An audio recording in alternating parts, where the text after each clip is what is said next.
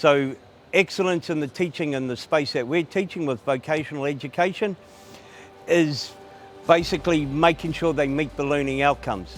How they get to that learning outcomes is out to them. So we've got to allow for them to be constructive, bring their industry knowledge and bring their skills into it, and then we try and take a strength-based approach and enhance those skills and highlight their abilities. So it's about portraying positivity. Like everything, it's about building those personal relationships. If you can't build a personal relationship, then you're going to struggle from there on to engage the student. Him as my teacher, safe space.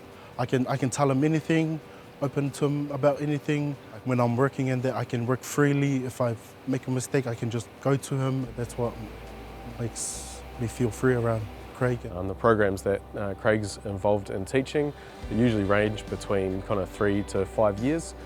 So the plumbing, drainlay, gas fitting apprenticeships. So Craig really takes the opportunity to really get his relationship off with the students on a really good foot, build some good rapport. And what that means is that through their journey in their apprenticeship, when they come in, they see the beard from across the campus, they see Craig. He's always got a good joke up his sleeve, and he always treats the students with a level of respect. He's been there, he's been in their shoes, and so he's got a great deal of care and empathy, and he loves creating a positive environment for the students and for himself, and that really shows through. It can be tricky to target all our learners because we have such a diverse context of learners. We've got learners from all walks of life. While being here, I feel very nervous because I'm worried about my language.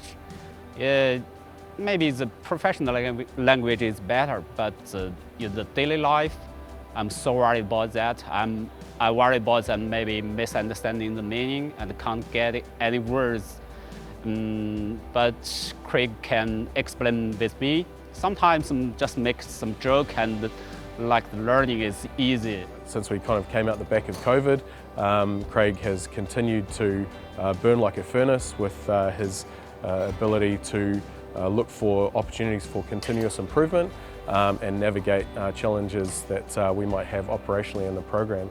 Since that time, he's really helped us to refine our delivery, but he's managed to do so whilst simultaneously improving himself through his studies and his technical understanding around the educational side of delivery. So Craig's very thorough, but he's also got a very relaxed style of teaching.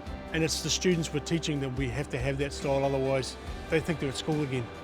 And as soon as they think they're at school again, they start to close off and they start to not get involved.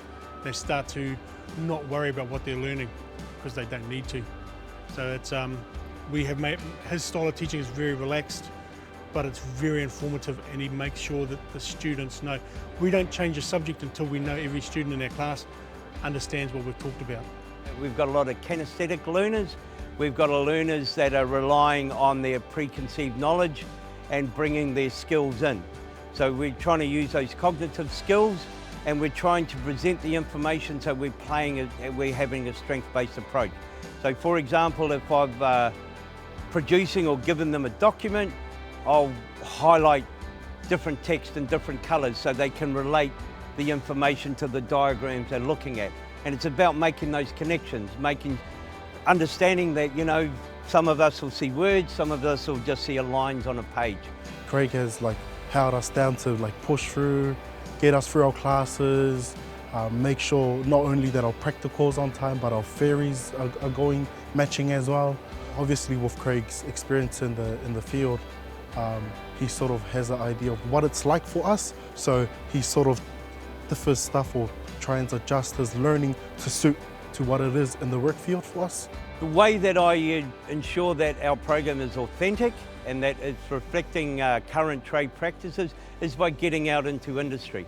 Our profession is very dynamic in plumbing, and it's forever evolving with new technologies, new materials coming through, and new trade practices. So once again, it's important that you get out there and see what's going on and bring those technologies back into the classroom, because otherwise it's no longer authentic.